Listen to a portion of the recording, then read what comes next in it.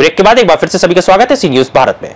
खबर रायगढ़ से है, जहां खारघर के सेक्टर 30, 34, 35 और 36 में 9 अक्टूबर की रात 1 बजे से बिजली आपूर्ति बंद है, जिससे उपभोक्ता बेहद नाराज हैं और महावितरण कार्यालय के बाहर जमा हो गए हैं। यह स्थिति बिजली कर्मचारियों की 3 दिवसीय हड़ताल के कारण उत्पन्न हुई है।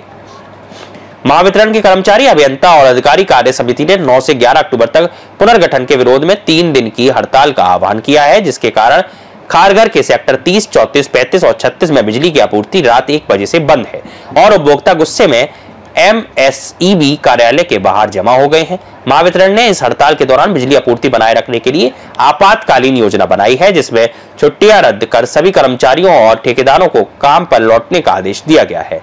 लेकिन वाशी मंडल के कार्यालयों पर ताले लगने और कर्मचारियों के गायब रहने से तकनीकी खराबी सुधारने और शिकायतों के निपटान में देरी हो रही है। हड़ताल अवैध घोषित करते हुए महावितरण ने महाराष्ट्र आवश्यक सेवा संरक्षण अधिनियम MESMA लागू किया है, जबकि श्रम आयुक्त के साथ हुई बैठक भी बेनतीजा रही। 3 दिनों में लगभग 5000 अधिकारी कर्मचारी इस हड़ताल में शामिल होंगे, जिसमें प्रशासनिक कार्य, नए कनेक्शन, नाम परिवर्तन और शिकायतों का निपटान बाधित होगा। नमस्कार, मी सी न्यूज भारत प्रवीण लाहे।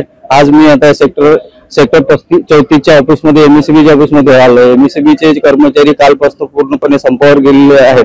कालपासून रात्री 1:30 वाजतापासून पूर्ण लाईट गेलेली असताना इथे बऱ्याचपैकी लोक जमा झालेले आहेत, ज्यांच्या घरी लाईट गेली सेक्टर 36, 30, 36, 34, 30 अशा प्रकारची सेक्टर मधील पूर्ण लाईट आम्ही घालवलेली आहे आणि इथे कोणीही कर्मचारी उपलब्ध नाही, लॉक करून आतमध्ये बसलेले आहेत।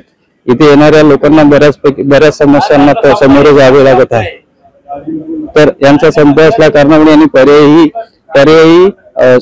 पर्यायी उपलब्ध करून दिले नाही। पर्यायी कॉन्ट्रॅक्ट बेसवर जे लोक इथे काम करतात त्यांनाही इथे काम करण्यासाठी मनाई करून दिलेली आहे आणि टेक्निकली काही प्रॉब्लेम जर झाला तर कोणाकडे जायचं, कस्टमर सगळे इथे आलेले आहेत, पब्लिक इथे गोळा होत आहेत। धन्यवाद। जो हा यांचा संप चालू झाला, तुम्हाला काय म्हणायचं, किती लोकांचे हाल होत आहेत? तुमचं नाव आधी सांगा आणि मला काय म्हणायचं। माझं नाव साजिद पटेल, प्रभाग क्रमांक 3, पनवेल महानगरपालिका। इथली रात्री सुमारे 1 वाजतापासून लाईट गेलेली आहे आणि इथे MSEBचा एक पण कर्मचारी रात्री पण हजर नव्हता। सकाळपासून आम्ही इथे बरेच चक्र झाली, सकाळी 2 तास आम्ही थांबून होतो, तेव्हा पण एक पण यांचा कर्मचारी नव्हता। इव्हन यांच्या एक्झिक्युटिव्हचा फोन एंगेज होते आणि इथले स्थानिक नगरसेवक ते काय झोपून आहेत। स्थानिक नगरसेवक हाजिरीच नाही, कधी बघितलेच नाही त्यांना। स्थानिक नगरसेवक प्रयत्न केला आम्ही सकाळी कॉन्टॅक्ट करायचा, का इथे लाईट गेलेली आहे, काय झाले तर हे करा, ते काय फोनच पिकअप नाही करत।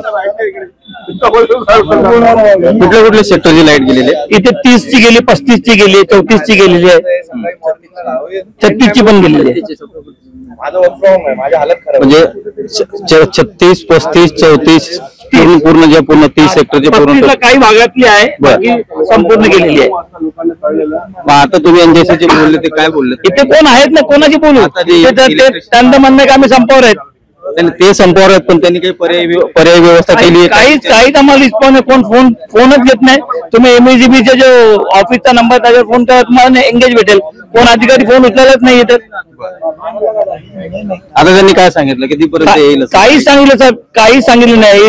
इव्हन आम्हाला संध्याकाळपर्यंत 6 वाजेपर्यंत टायमिंग द्या, रात्री 10 वाजेपर्यंत टायमिंग द्या, एवढ्या वाजता लाईट येईल तर आम्ही घरी जाऊ ना, आम्ही दुसरा काय पर्याय बघू ना, पण इथे सांगायलाच कोण नाही तर। ओके, धन्यवाद। खारघर, नवी मुंबई से सी न्यूज संवाददाता प्रवीण लाहे की रिपोर्ट। हड़ताल के कारण उपभोक्ताओं को हो रही असुविधा के बावजूद कर्मचारी पुनर्गठन के विरोध में अड़े हुए हैं और प्रबंधन के समाधान नहीं निकाल पाने की वजह से आक्रोश है। फिलहाल के लिए इस खबर में इतना ही। देश और दुनिया की तमाम खबरों के लिए देखते रहिए सी न्यूज भारत।